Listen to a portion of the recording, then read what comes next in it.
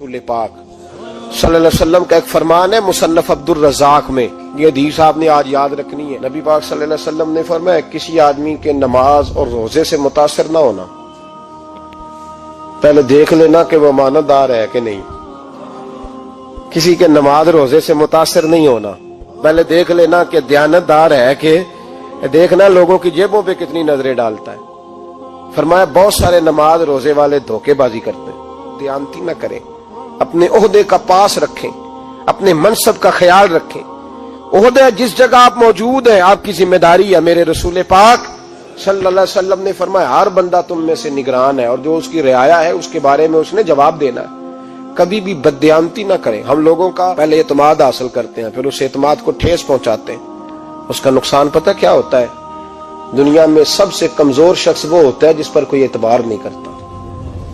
जिसका एतमाद जाया हो जाए वो आदमी बिखर जाता है। कभी भी धोखाधड़ी की पॉलिसी ना बनाए। हम लोगों से मुफादात लेने के लिए अपने रवैये मीठे करते हैं और जब काम निकल जाता है फिर हमारे रवैये बदल जाते हैं। ये धोखा है, ये बददयानती है। इसको अल्लाह रसूल ने पसंद नहीं किया। मेरे नबी पाक अलैहिस्सलाम ने फरमाया जिसमें तीन बातें पाई जाए वो तो मुनाफिक है। अगरचे उलमा कहते हैं यहाँ मुनाफिक इत्कादी मुराद नहीं, मुनाफिक अमली मुराद है, लेकिन हुजूर ने फरमाया मुनाफिक है। या रसूलल्लाह कौन? फरमाया वो बंदा जब बात करे तो झूठ बोले, जब वादा करे तो मुखालफत करे, जब अमानत रखी जाए तो बददयानती करे। ये तो बंदा मुनाफिक है।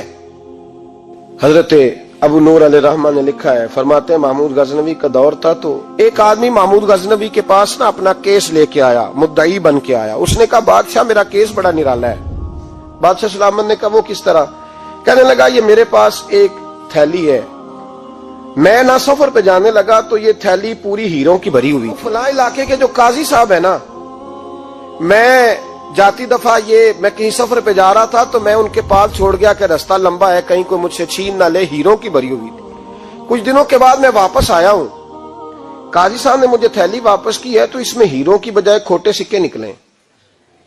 अब मैंने काजी साहब से कहा है तो काजी साहब तो मेरे गिरेबान तक आते हैं, वो कहते हैं बता कहीं से फटी है, खुली है? वो जिस तरह टांके लगा के तूने सी थी उसी तरह लगे हुए हैं कि नहीं? तो हुजूर लगे भी बिल्कुल उसी तरह है, न फटी है न खुली है। अब मैं लुट गया हूं, मेरी कुल उम्र की कमाई जाया हो गई, खोटे सिक्के कहां और हीरे कहां? तो मेहरबानी करें और आप की बारगाह में अल्लाह रसूल के नाम पर हलफ देता हूं कि मैं हूं बिल्कुल सच्चा। महमूद गजनवी कहने लगे तू जा, थैली छोड़ जा और जब मैं तुझे बुलाऊंगा फिर दोबारा आना। वो शख्स चला गया। महमूद गजनवी उठे, दरबार बर्खास्त किया, लोगों से कहने लगे चले जाओ, मैं 3 दिन के लिए सैर करने जा रहा हूं, 3 दिन के बाद लौटूंगा। अकेले जब रह गए ना महमूद दरबार में तो महबूब ने छुरी मंगाई। वो जिस तख्त पे बैठते थे वहां गद्दा बिछा हुआ था, ये गद्दा पड़ा है ना, वो गद्दा बिछा हुआ था। महमूद ने छुरी के साथ उसको फाड़ डाला और छुरी जेब में रखी निकल गए। कहने लगे मेरे बाद कोई मेरे दरबार वाले इहाते में दाखिल ना हो। महमूद चले गए। अब वो सफाई करने वाला जब आया ना, उसने आके देखा तो गद्दा तो फटा हुआ है। उसने शोर डाल दिया, पहरेदार भी आ गए, फलां साहब भी आ गए, फलां साहब। उसने कहा ओ खुदा के बंदो उसका गद्दा फट गया है, वो तो मार डालेगा। उसने कहा था सिवाय सफाई और निगरानी वाले के दूसरा आए कोई ना, और यहाँ आया भी कोई नहीं। पहले दिन ही फटा हुआ है तो लटका देगा सबको, क्या करें? शोर हो गया, सारे दरबार के मुलाजिमीन इकट्ठे हो गए।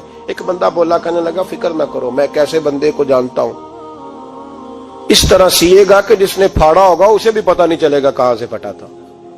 ऐसा बेहतरीन रफू करेगा कि पता भी। उसने कहा यार हम सारे एक महीने की तनख्वाह देते हैं, तू बंदा बुला। वो बुला लिया उसको, उसका नाम मोहम्मद रफू घर था। वो आया, उसको गद्दा दिखाया, उसका यार इस तरह सीना पता ना चले। उसने कहा फिक्र ही ना करो, मैं बड़ा कारीगर हूं। बड़े बड़े कारीगर लोग नहीं हमारे मुल्क में पाए जाते, कोई निशान छोड़ते हैं पीछे? बड़े कारीगर का पैसे होने चाहिए, बड़े बड़े कारीगर बंदे। आप यकीन करें ऐसा ऐसा फलसफा, ये उम्रा इबादत है ना, सरकार दो आलम सल्लल्लाहु अलैहि वसल्लम की बारगाह की हाजिरी बड़ी नेमत है ना। तो सऊदी गवर्नमेंट ने पाबंदी लगा दी, खैर उनकी भी ज्यादती है। इस तरह की पाबंदियां शरीयत इस्लामिया में जायज नहीं। अल्लाह के घर मुसलमान जब चाहे जा सकता है, लेकिन वो कहते हैं जी 2000 रियाल दे जिसने 2 साल बाद भी आना है। उन्होंने पाबंदी लगाई तो हमारे एजेंटों ने भी कई खास ट्रेनिंग हासिल की हुई है, पता नहीं कहां से सीख के आए, उन्होंने भी रास्ता निकाल लिया। ایک سال سے میں نے کہا کہ جناب وہ 2000 ریال لگ گیا تو کیا کرنا ہے؟ کہنے کوئی مسئلہ نہیں، پاسپورٹ نواں بنوا لو، گنجائش ہے، یعنی ہر شے کا حل ہے۔ اور میں نے کہا یار اب عمرہ کرنے جاتے وقت بھی بندہ دھوکہ دے کے جائے، اللہ کے گھر جاتے وقت بھی اس طرح کی حرکت کرے، کیا حال ہو گیا؟ ہر چیز کا لوگوں نے حل نکال لیا، ہر چیز کا لوگوں نے سٹائل بنا لی۔ ایسا نہ کریں، یہ درست نہیں۔ احمد رفوگر کہنے لگا اس طرح سیوں گا کہ پھاڑنے والے کو بھی پتہ نہیں، ان کا پیسے لے یار تو سی دے۔ اس نے سی دی، اگلے شام ہی لا کے بچھا دیا گدا۔ تیسرے دن بادشاہ سلامت آئے، آ کے پہلی نظر گدے پہ ڈالی، اس نے بلایا سب ملازمین کو، کہا کس نے سیا ہے؟ کہا جناب کیا ہوا؟ کہا یہ پھٹا ہوا تھا۔ کس نے؟ کہا نہیں پھٹا ہی نہیں۔ وہ کہنے لگے بنو بات، میں خود پھاڑ کے گیا تھا، تو بتاؤ صحیح سیا کس نے ہے؟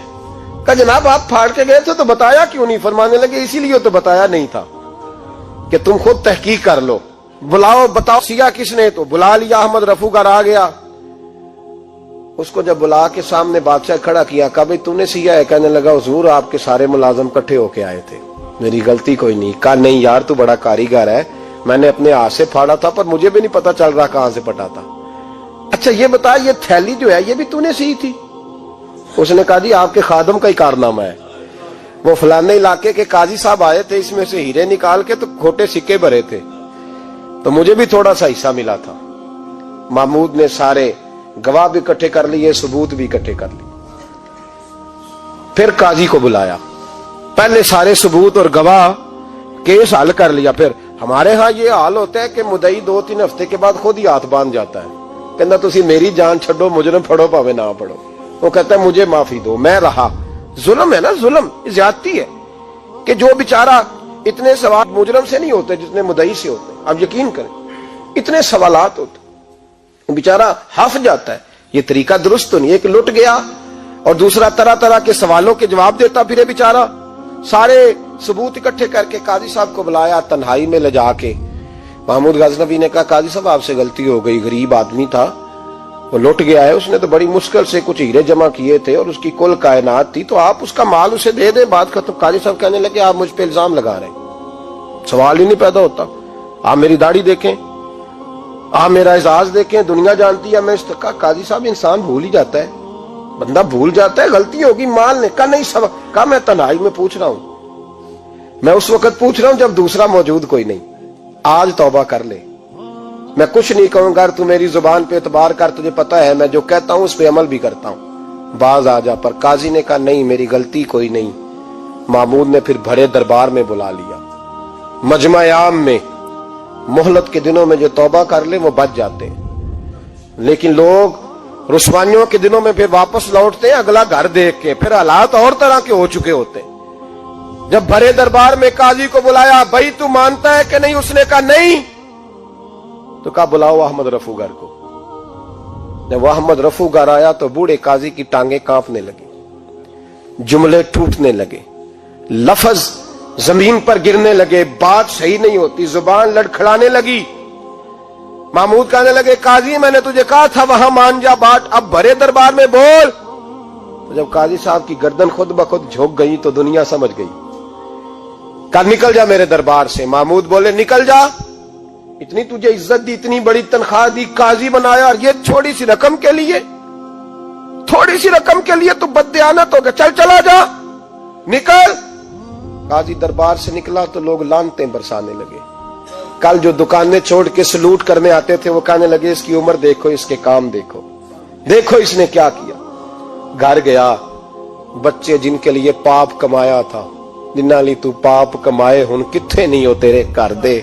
وہ بچے کہنے لگے ابا جی ہم تو سکول مدرسہ جانے کے قابل نہیں رہے، امید تھی کہ بیوی ساتھ دے گی۔ وہ کہنے لگی میں میکے کیسے جاؤں گی، گلی کی عورتیں طرح طرح کی باتیں بناتی ہیں۔ اور بھائی کامیابیوں کے بڑے سربراہ ہوتے ہیں، کوئی کامیاب ہو جائے تو سارے کہتے ہیں میری سپورٹ سے ہوا ہے، ناکامیاں ہمیشہ یتیم ہوتی ہیں، ناکامیوں کا کوئی سربراہ نہیں ہوتا۔ جب تک تو قاضی تھا تو بڑے بات تھی، ہر بندہ کہتا تھا رشتہ دار ہے، رسوائی ہو گئی تو وہ تیری آنکھ ہو یا سنگ ملامت کی چبھن، کون پہنچا ہے میرے درد کی گہرائی تک، دور شہرت میں تو یاروں نے کیا یاد بہت، ساتھ آیا نہ کوئی کوچے رسوائی تک۔ اور میاں صاحب کہنے لگے ساری عمر ہی آٹا گد ہے، میں لکھاں کیتے نہیں پیڑے، اب وقت آیا ہی تے محمد بخشا کوئی نہیں ہوں بیٹھا نیڑے، حالات ہی بدل گئے۔